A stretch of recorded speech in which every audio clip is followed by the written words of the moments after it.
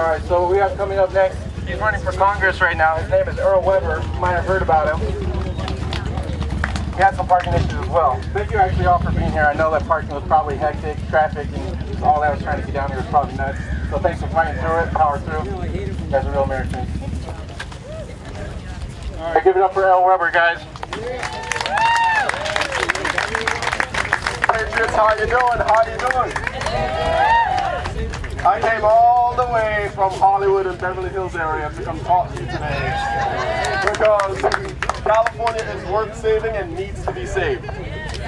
We have gone way off track when it comes to legislation, when it comes to our leadership, and it is important for all of us to mobilize and get involved on everybody's campaign up and down ballot. My name is Earl Weber, the Republican for Congress in California's 37th Congressional District.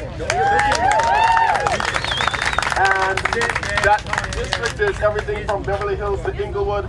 And while we are working on flipping that district and many other districts in the LA County area, I'm down here to encourage all of you to work on flipping all of California red, because I know all of you have friends and family all up and down California who can get involved. A year and a half ago, I started polling folks, asking them basic questions like, do you know who your congressperson is? Do you know who your state senator is? Do you know who your assembly person is? And 9 times out of 10, the answer is they don't know. But half of the respondents said that they voted in the last election. So here we have people who don't know who their lawmakers are and don't know what their lawmakers are voting for, but then they vote these people into power and they're given this, they're gift wrapped this Democrat supermajority in our state assembly and state senate, and then they pass laws like, or they pass bills like Senate Bill 145, I think it is. And when I start telling people of what these pieces of legislation are doing to strip away our medical freedom, our religious freedom, our education freedom, our economic freedom, they start recognizing that, hey, I can't just be voting straight ticket Democrat because my parents did it and my grandparents did it. No, we have to start voting based on the issues that are being pushed by every particular candidate. So let me tell you a bit about myself. I came from Jamaica in 2002. My family and we came here legally in 2002, and I became a U.S. citizen in 2012. And in order to be in Congress, you have to be a U.S. citizen for at least 7 years. So 7 years to the day, on September of 2019, I launched my campaign for Congress. And I'm a huge proponent of legal immigration. One of the things I mention every time I give a speech is that a failure to adequately and efficiently address key federal issues has a negative rippling effect on state level issues when it comes to quality of life. So we in the LA area complain about ballooning homelessness, and we complain about a lack of housing, and we complain about a lack of jobs. Well, a lot of that comes from non-citizens stripping away and displacing Americans from accessing already scarce affordable housing and services in our state. The other thing we need to recognize is that economically, it is not fiscally responsible for us to continue to tax ourselves half to death to then pay for somebody else's subsistence. So we need to ensure that we're pushing for individual rights, individual liberty, and individual responsibility. And that starts, I believe, with education. We need to educate all of our Californians from our earliest stages all the way up even to people who have already gone through high school. So what does that look like? Well, you see, too many people in my district have been economically disadvantaged or economically disincentivized, economically, there hasn't been the economic investment needed in the district. And one of the things that we need to do is we need to start with education, and that starts with school choice. Ensuring that every parent retains the right to choose what is best for the education of their child, where they send their child, and what is being taught to their child. We need incredible financial literacy training. We need skills training so that when students are leaving high school or about to leave high school, they have the option to choose whether they go to college or whether they go straight into the job world or whether they start their own business or whether they start their own investments, because these are some of the ways that we can empower our youngest people to begin to invest in their community and begin to rebuild their community. we have seen over the past 4 months with these BLM rallies going on all across the state of California, and we've seen all across the country with people tearing their cities apart because they have no investment in their city and they don't care about their city. Well, one of the ways to get people to care about their city is for them to have a stake in that city. And how do you do that? You provide the service that allows for them to become economically invested in their city and the education to go about doing it.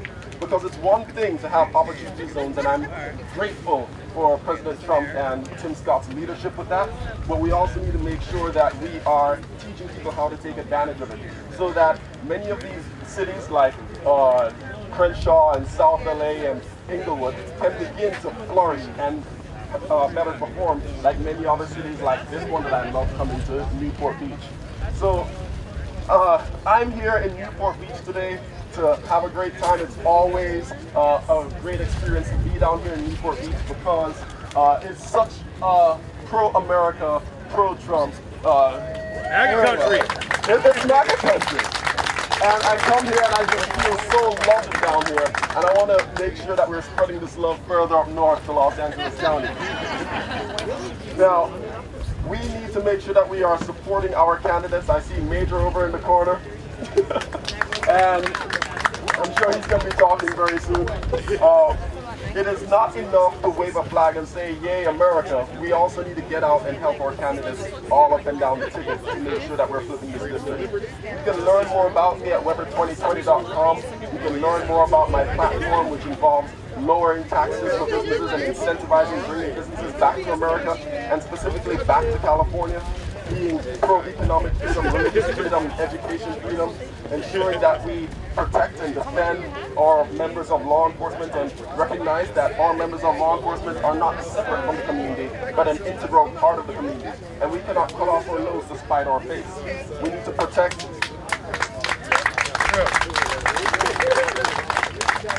We need to support our members of military and also our veterans. All of these people wrote a blank check up to their life to defend this country, and we need to continuously show our support for them.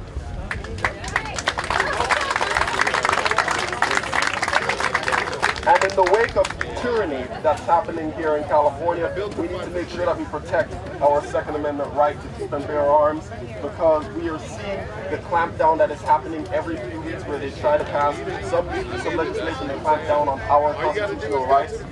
So like last weekend I hosted a gun rally at a gun range up in Santa Clarita, and I do this once a month. And I'm going to tell you a quick success story that happened. 2 days after one of these gun rallies I hosted, somebody's house, a home intruder came in and they were able to use their brand new gun that they bought and hold them at bay until the police came. So, if anything my campaign has done, it's saved one family and their kid's life. And I'm grateful for that, and I'm looking forward to everybody else taking advantage of their constitutional right and not just sitting on it with platitudes.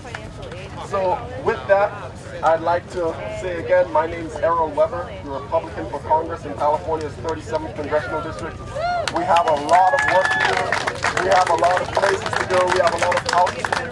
We have to share a conservative message of life and liberty in our pursuit of happiness. So with that, thank you so much for your support. You have yourself a great Labor Day weekend. And for those who bought a ticket to my fundraiser tomorrow, I'm going to be in the Trump Killer while they try to break the record for the largest boat parade in America. And I look forward to seeing you guys here, and I just love Newport Beach. You guys have a great day. However, 2020 all